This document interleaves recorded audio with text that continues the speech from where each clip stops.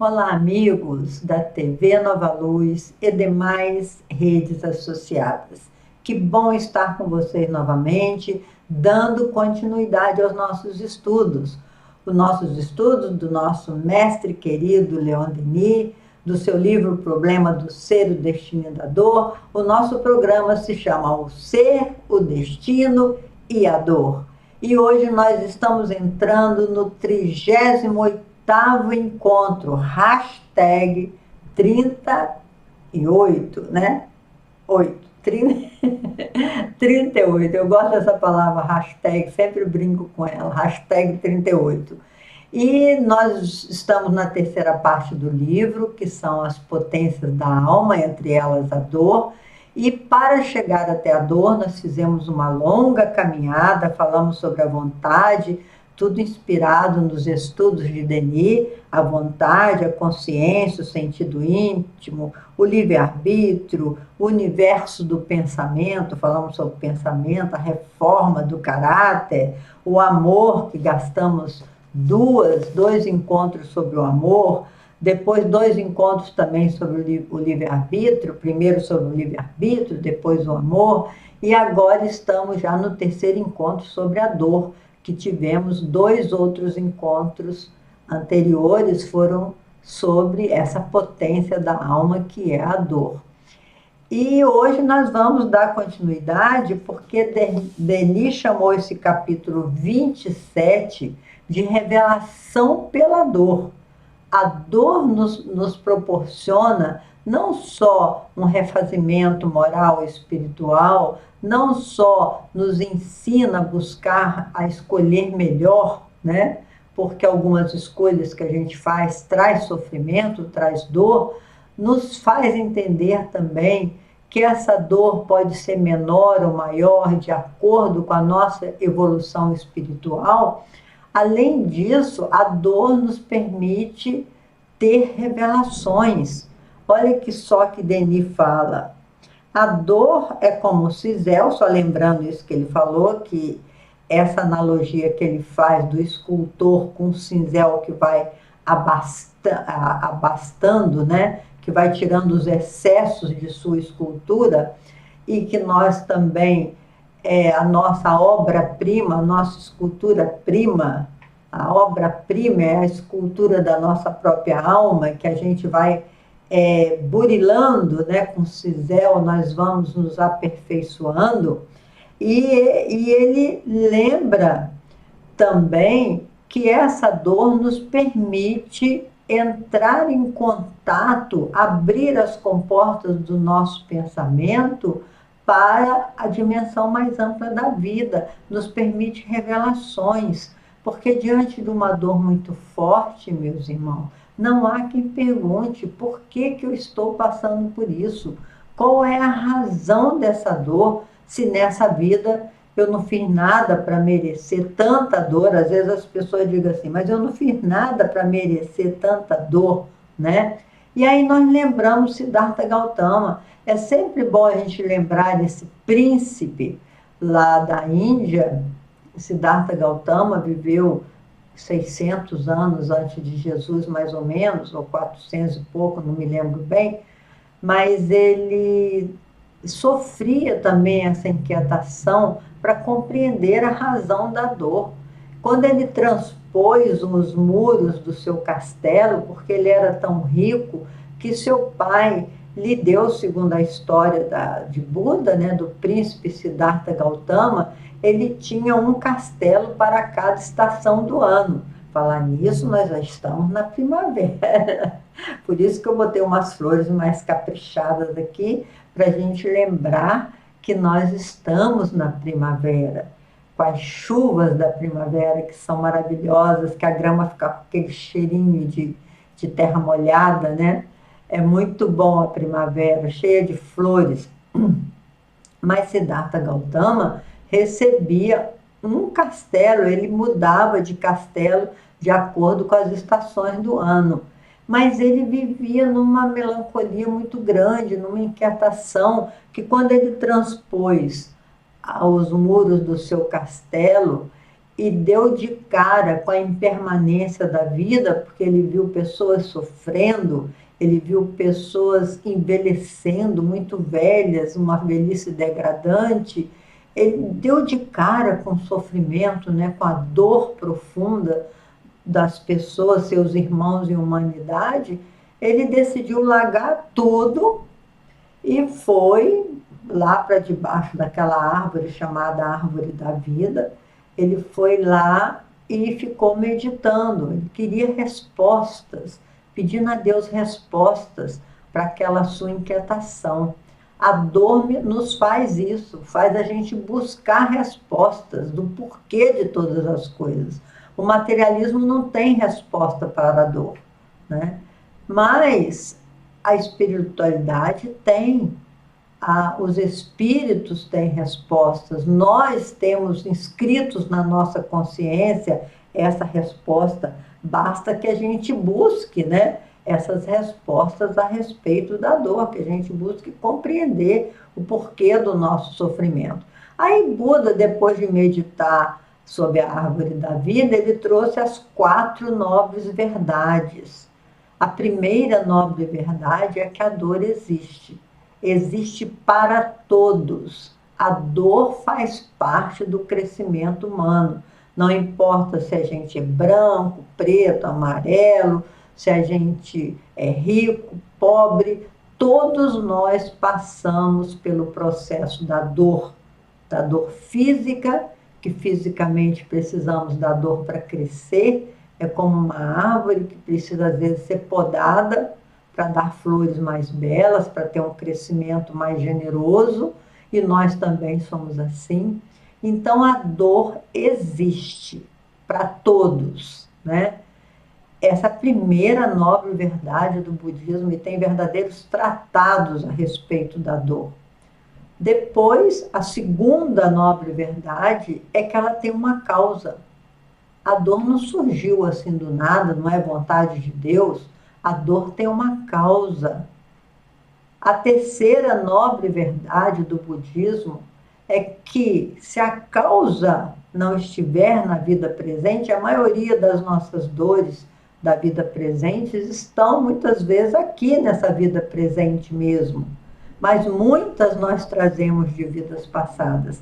As dores que a gente não entende do porquê na vida presente, certamente vêm de vidas passadas. Essa é a terceira nobre verdade do budismo. E a quarta nobre verdade que Buda escancarou para a humanidade e que é maravilhosa, a quarta nobre verdade é que ela pode ser extinta, a causa da dor. Ela pode ser vencida. E aí ele escreve os 7 passos da iluminação, que é também maravilhoso, e que Pastorino, Carlos Pastorino, escritor espírita, faz um paralelo entre as 7 nobres verdades, os 7 passos de iluminação do budismo, com as 7 bem-aventuranças de Jesus, que aí daria uma nova palestra.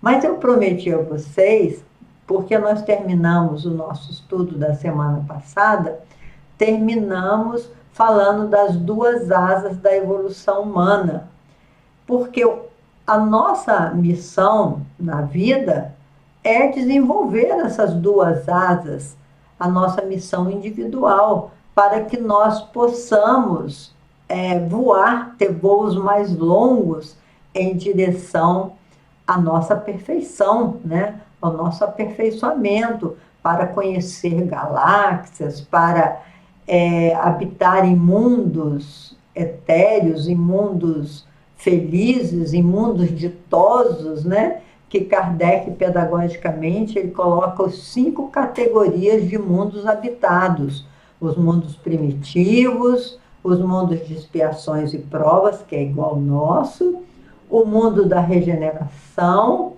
os mundos felizes e os mundos ditosos. Nossa, imagina o que é um mundo ditoso, né? Mas, enfim, e nós ficamos devendo a metáfora que Leonardo Boff conta sobre a águia e a galinha. Porque a nossa missão na Terra, segundo Allan Kardec, só recordando, tem 3 dimensões. A missão em si, ou seja, a missão da gente com a gente mesmo, né? A missão em família e a missão com a sociedade.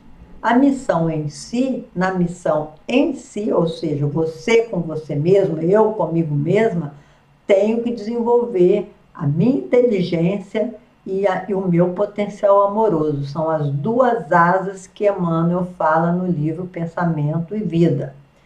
Mas Leonardo Boff conta uma história que determinado morador da zona rural foi passear nas montanhas e encontrou um ovo.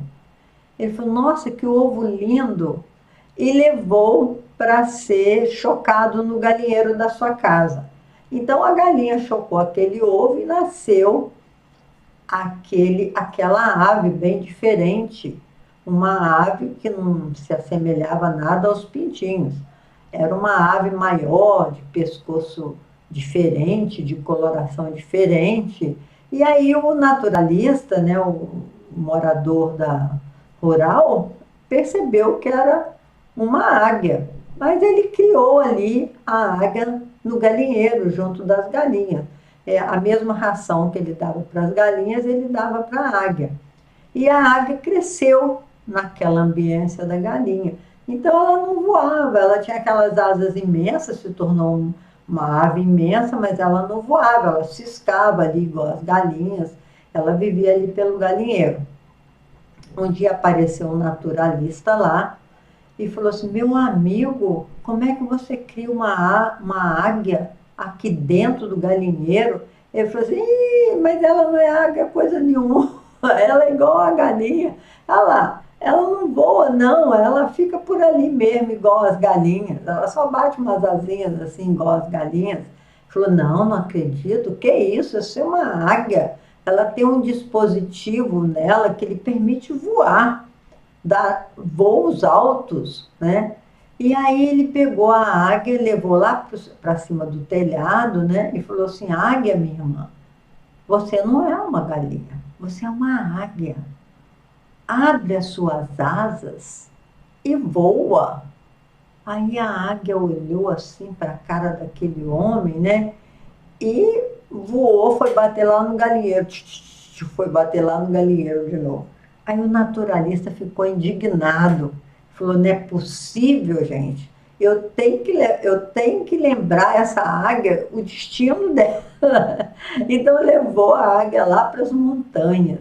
Quer dizer, o livro é lindo, é todo explicativo, todo metafórico, estou só contando um resumo. Aí ele levou lá para as montanhas e falou assim, águia, botou a águia aqui assim no braço, né? Disse assim, águia, olha as suas irmãs em humanidade, olha o que elas são capazes de fazer, abre as suas asas e voa. E diz que a águia olhou assim o céu, olhou tantas outras águias voando e timidamente abriu as suas asas e voou com dificuldade no início, mas depois foi embora em direção ao seu destino. Mas essa metáfora que Leonardo Boff utilizou é para nos dizer isso, que nós temos essas 2 asas para serem desenvolvidas, para serem abertas, para que a gente possa voar em direção ao nosso destino. Essas 2 asas, uma se chama amor e a outra se chama inteligência. Nós temos que desenvolver a nossa inteligência, trazer conhecimentos novos, porque o conhecimento engendra também, ele nos ajuda a nos tornar um ser moral, porque nós não somos maus, como diz os Espíritos. A gente erra porque nós somos ignorantes, no sentido de ignorar o nosso próprio destino e a razão da nossa própria vida. Então nós devemos abrir as nossas asas e voar, Mas para a gente abrir as nossas asas, a gente tem que construí-la, porque nós ainda não temos construído essas duas asas. E a dor nos impulsiona a essa construção, como diz Denis. Que consolações pode oferecer o materialismo ou o ateísmo a um homem atacado de um mal incurável? A uma mãe diante de um filho ou filha morta? Sem a chave da reencarnação, nós não podemos compreender esse tipo de dor que nos aflige, meus irmãos. Só mesmo tendo certeza da continuidade da vida e que nós estamos numa vida bem transitória, desculpa esse cabelo que eu tenho que jogar para um lado e para o outro, qualquer dia eu viro uma Rapunzel, que eu não estou podendo ir no salão, porque a gente está correndo riscos, né? Não sabemos ainda, não temos ainda a vacina da pandemia. Então, o cabelo vai crescendo até onde Deus quiser. E aí eu jogo ele para lá, jogo ele para cá, e vamos indo, né, meus irmãos? Enfim, que consolações, pergunta Denis, que consolações uma pessoa que está diante de uma dor horrorosa, como é o caso daquele filho da Madame Stanford, né? Que Divaldo contou numa palestra linda, e eu sei bem porque já estive na Universidade de Stanford, lá em São Francisco, e a minha filha fez mestrado lá também. E aquele menino que desencarnou tão cedo, daquela família tão rica, e ele era o filho único, que consolação aquela família poderia ter se eles gastaram toda a fortuna que tinham para que a vida do menino fosse salva, e eles sempre pedindo que ajudassem os órfãos. Então, aquela família Stanford construiu aquela universidade, que é simplesmente maravilhosa. Que revelação essa criança deu a esses pais da necessidade de nós nos socorrermos mutuamente. E foi a partir da dor, né? A Ivone Pereira também conta o caso da Betinha, uma menina de Belo Horizonte, que desencarnou muito cedo, e a sua família, e ela vivia solicitando que se criasse uma fundação para as órfãs, e a sua família só realizou o desejo dela depois do seu falecimento, tão jovem.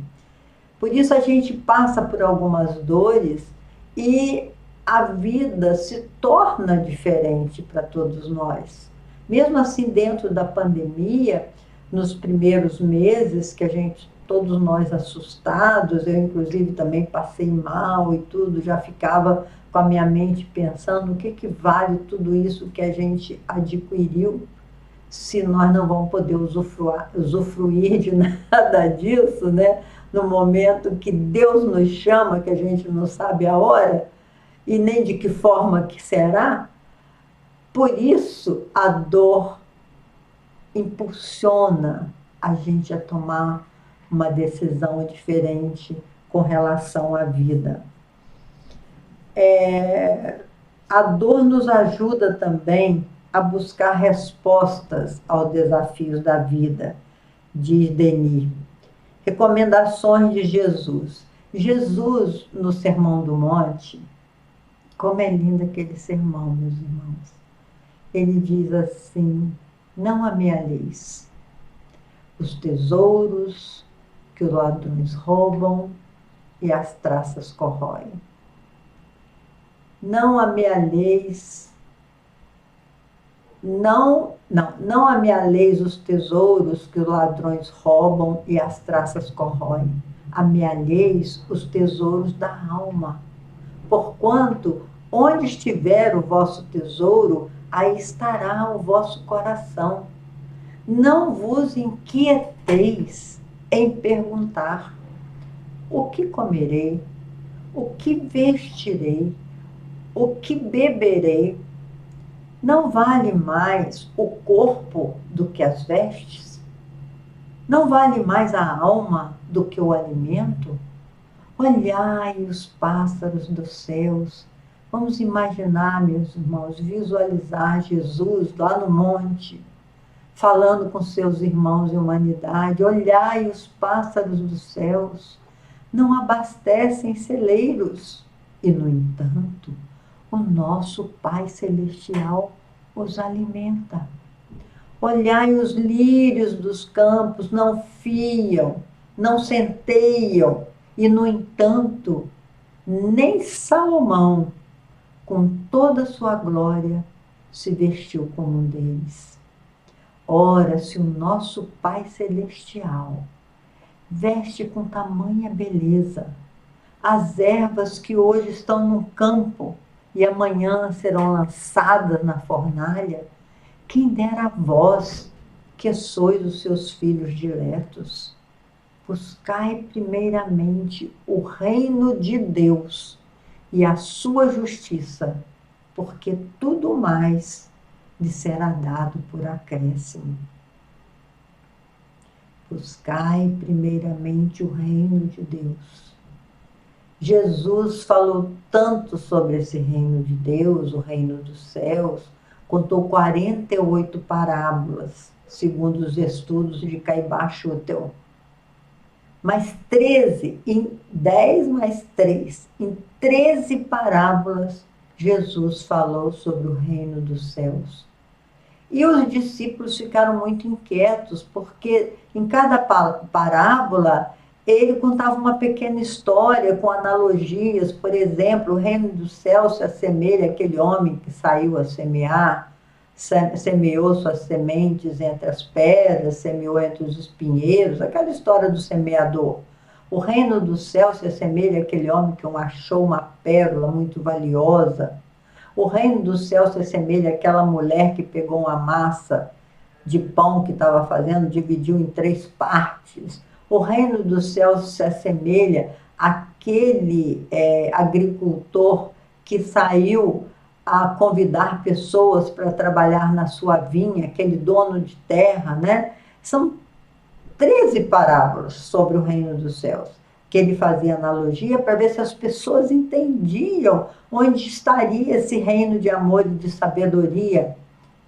E, por fim, Pedro perguntou: Senhor, mas onde está esse reino dos céus?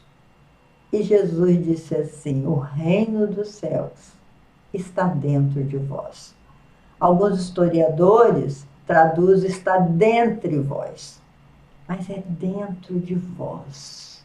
Está aqui dentro, meus irmãos. O reino de amor e de sabedoria que nós temos que buscar.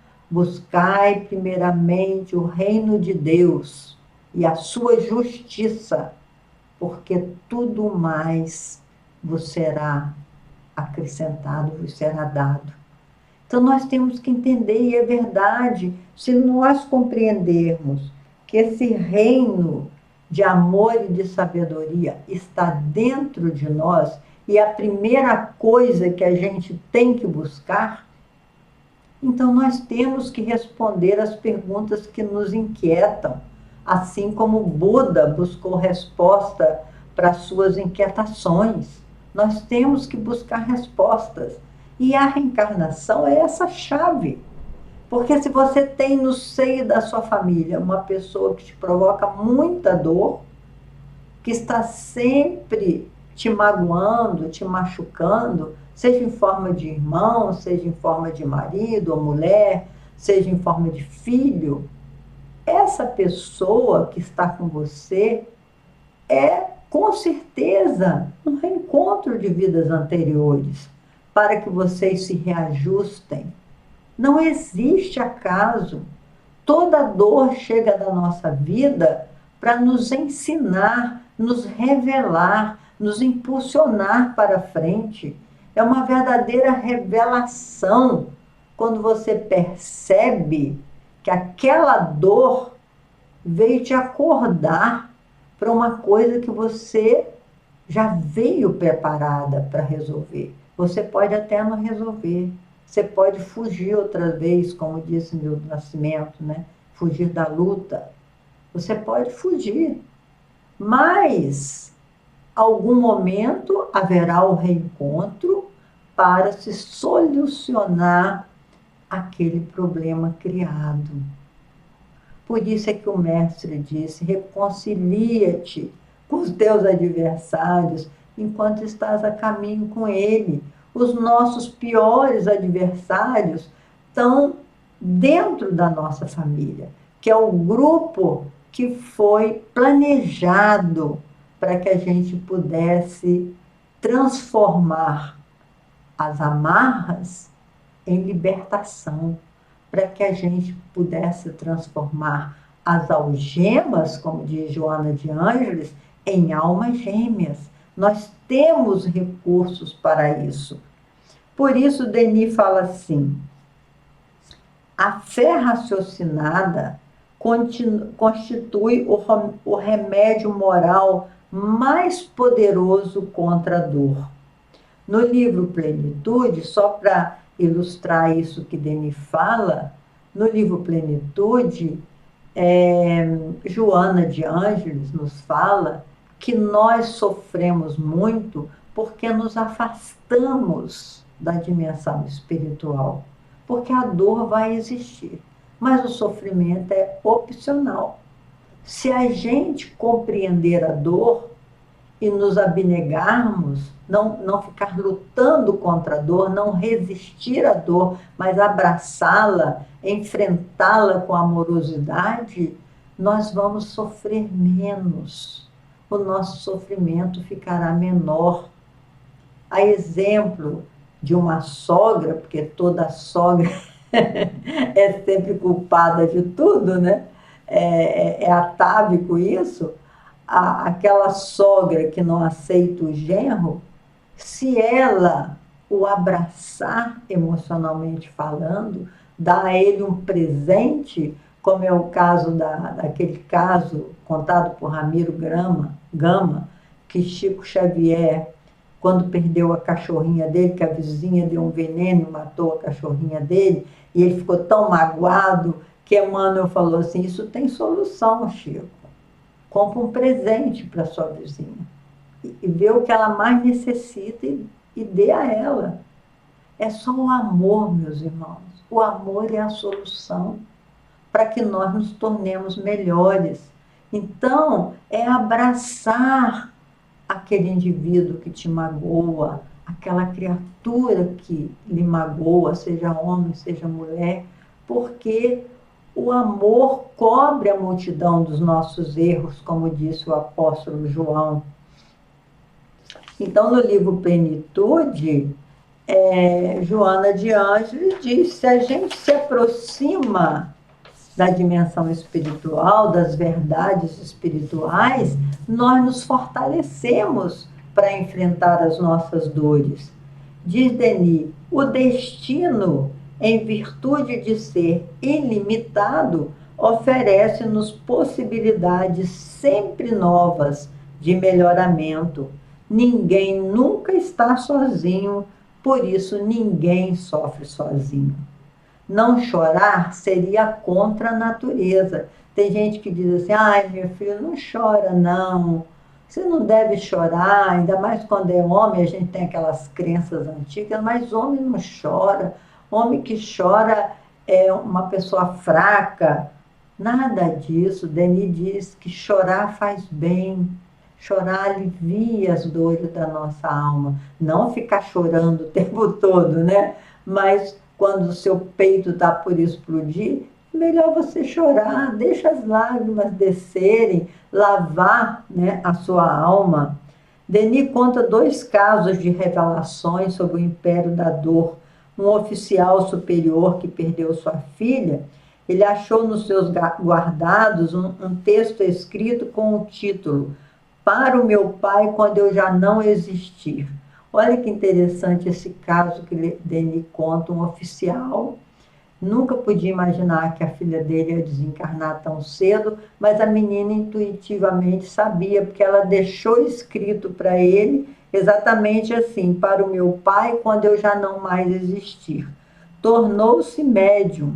E Ivone, sua filha, a menina chamava Ivone, comunicou-se com ele, com seu noivo e com um dos seus primos. Segundo o depoimento do general do regimento, o espírito foi também percebido por 2 animais domésticos que anunciaram a presença da menina.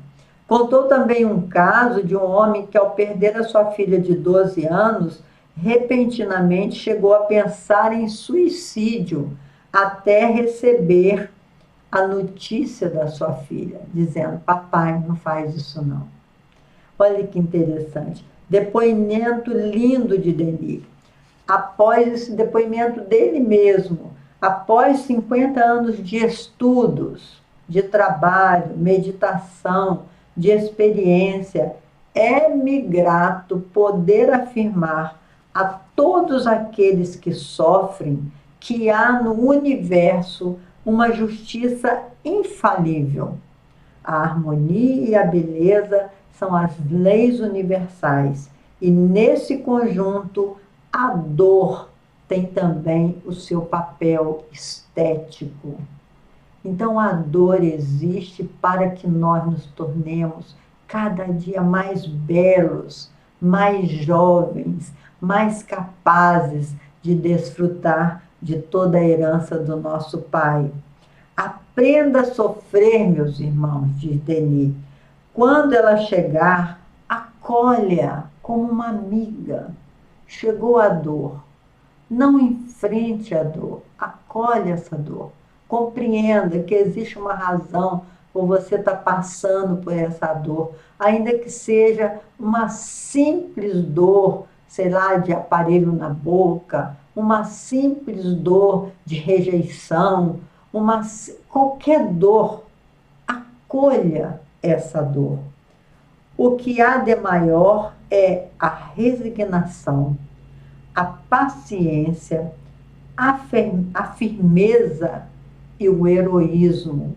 Olha o que Denis fala, o que há de maior. O nosso tempo já terminou, gente. Olha só. O nosso tempo terminou. Eu ia contar para vocês o exemplo de Paulo de Tarso, ao reencontrar-se com a sua amada, né? Porque Paulo de Tarso era Saulo de Tarso, era noiva de Abigail.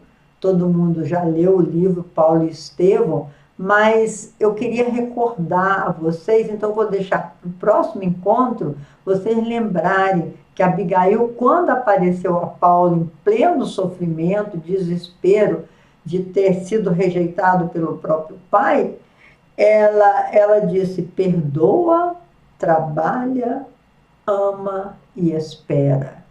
Então são lições que nós vamos reiniciar no nosso próximo encontro, se Deus quiser.